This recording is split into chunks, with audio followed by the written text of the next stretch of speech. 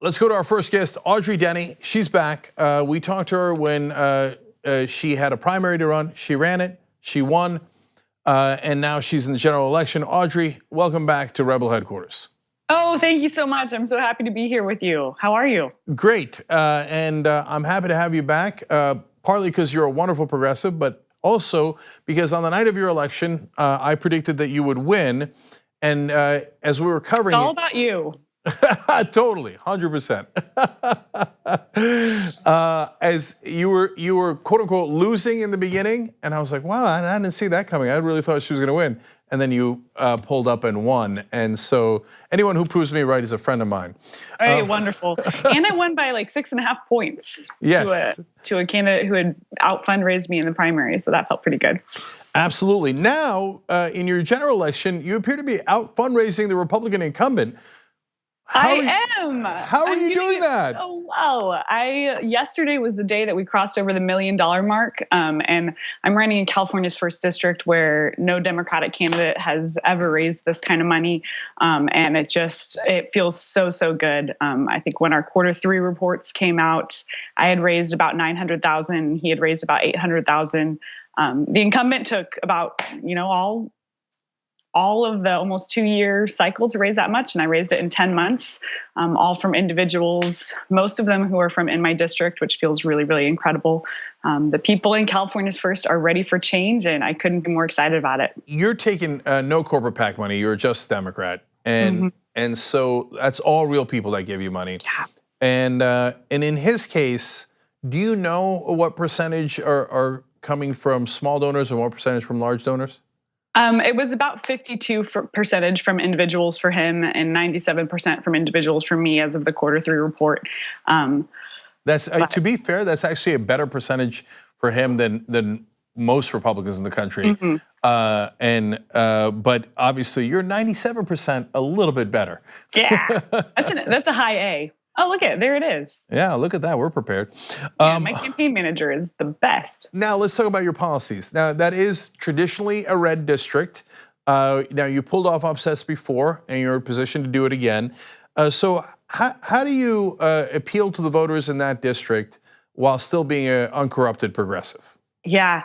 I'm a pretty unique candidate. I was a registered Republican for 10 years. I grew up on a conservative family farm. And so I really understand that viewpoint and have a lot of empathy for people with that viewpoint. And so when I'm able to have conversations directly with voters or even in speeches, I can understand their perspective and really ask questions and suspend judgment to listen to the answer, which allows me to really see all sides of the story and allows me to help position the things that we're fighting for in a way that anyone can understand them, because they really are these shared common American values, right? Everybody wants healthcare. Everybody wants a good education for their kids. Everybody wants to take care of veterans and safe infrastructure. It's just it's making sure that we're talking about all of the issues in a way that everyone can understand and hear. And I've seen your ads where you've got former Republicans or current Republicans talking about how they're going to vote for you, a Democrat, for the first time in their lives, et cetera.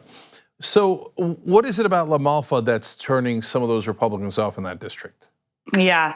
The thing that I hear time and time again is that they don't feel like they represent him, or he represents them. They really feel like he has been bought and paid for, like so many politicians in Washington. It's to the tune of over $1.3 million in his tenure. And they really are starting to see how his negative votes have hurt the real people who live in this district, especially his votes on healthcare and his votes on the massive corporate tax giveaway last December. And so people are really starting to resonate with that message. And I think that's going to be enough to push us over. But it is going to be a very tight race, and every vote will count. Is the number one issue then what we saw at the end of that ad, no corporate contributions for you? Is that the main thing that's resonating? No corporate contributions and our commitment to making sure every single person gets health care are the two things that are really resonating with people across the political spectrum. I had a lifelong conservative Republican in my office this morning, and he was like, "Well, tell me more about this corporate money. I don't think that sounds like something that I'm interested in. And I was like, yeah, it's because getting money out of politics shouldn't be a left or a right issue. It should be a people issue, right? Every single person should be concerned about the fact that our elected officials are working for people that aren't people, right? They're working for corporations in many cases. And so we have to elect a new generation of leaders who says no to that kind of financing until we can get real and lasting campaign finance reform. So it says in your website that you're for a whole child approach. What does that mean? Yeah. So I want to make sure that our schools are places where we're teaching all aspects of the child and helping them become productive, engaged citizens in our democracy.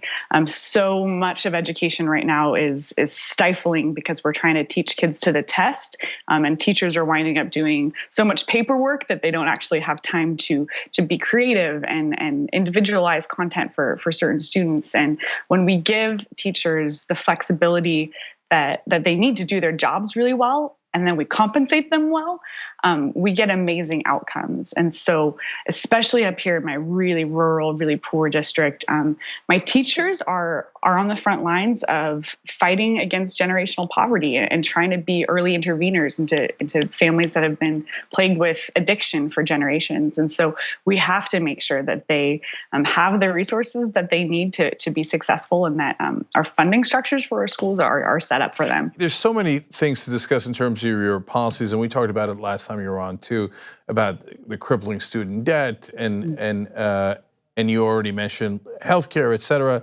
But I wanted to talk a little bit about farming, because I know that it's particular to your district.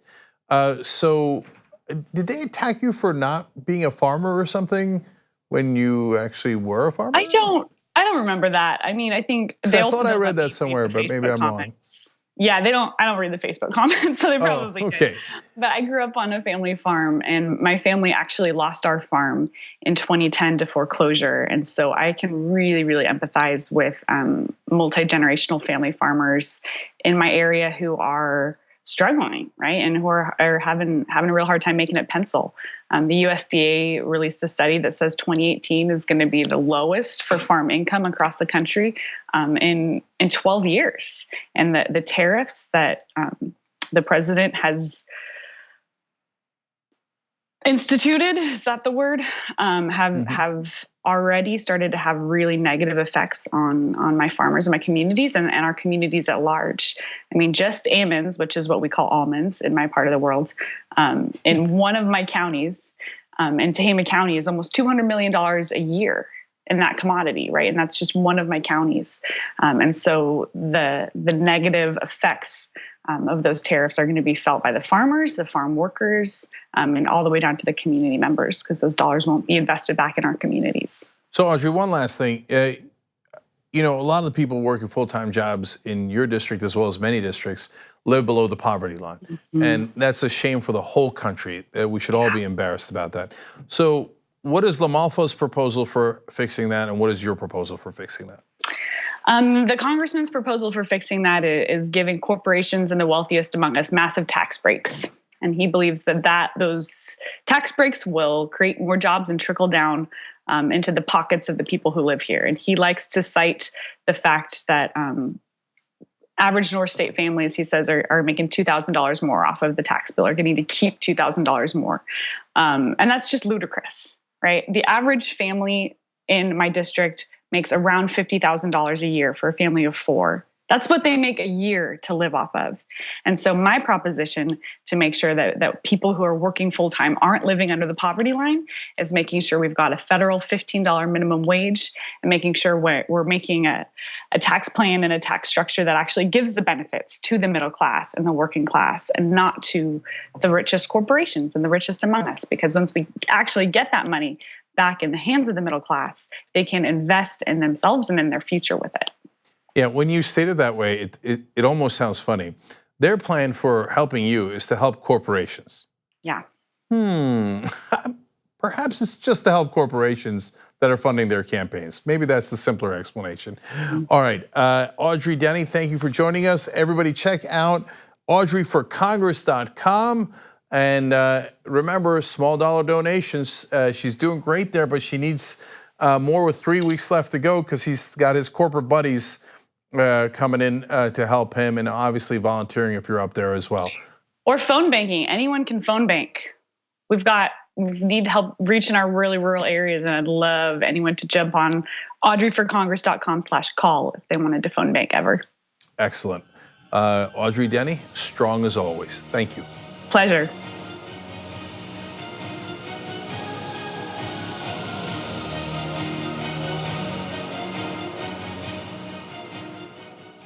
Like what you see? I hope so. Thank you. So click the subscribe button below and don't forget to ring the bell to never miss another video from Rebel HQ.